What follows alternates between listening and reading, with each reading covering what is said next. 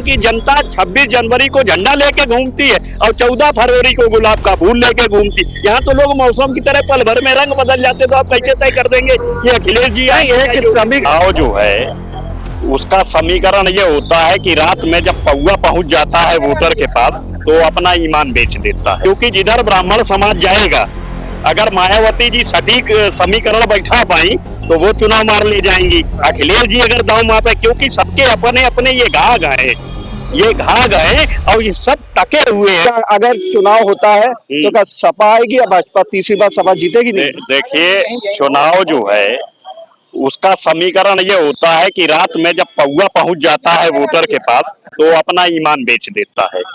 तो ये कहना तो बिल्कुल मुश्किल ही होगा, क्योंकि जिधर ब्राह्मण समाज जाएगा, अगर मायावती जी सटीक समीकरण बैठा पाई तो वो चुनाव मार ले जाएंगी। अखिलेश जी अगर दांव मापे, क्योंकि सबके अपने अपने ये घाघ है और ये सब टके हुए हैं। अब मायावती जी ने जैसे यूजीसी पर बताया कि ब्राह्मणों के साथ शोषण होगा, घूसखोर पंडित पे विरोध प्रदर्शन कर सवर्णों का जो विरोध नहीं, सवर्णों के सपोर्ट में जो उन्होंने बयान दिया, उसी हिसाब से अगर उन्होंने टिकट वितरण भी किया तो ये निश्चित मान लीजिए कि सब देखते रह जाएंगे, क्योंकि बहन जी के पास एक अनुभव है और उनके विपक्ष में जो चंद्रशेखर रावण को खड़ा किया गया है।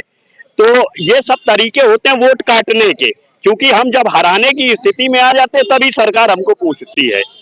तो इसलिए इस चुनाव में ये तो कहना मुश्किल ही है कि कौन किसकी सरकार हो जाएगी। अभी 27 में बहुत काम बाकी है और यहाँ की जनता 26 जनवरी को झंडा लेके घूमती है और 14 फरवरी को गुलाब का फूल लेके घूमती। यहाँ तो लोग मौसम की तरह पल भर में रंग बदल जाते, तो आप कैसे तय कर देंगे कि अखिलेश जी आए?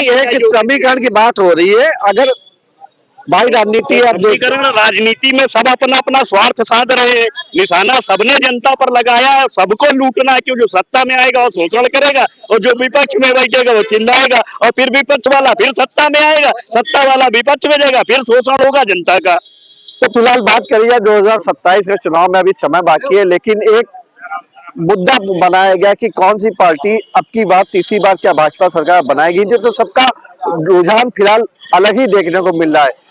फिलहाल 2027 में किसके भाग में फैसला आता है, ये देखने वाली बात होगी।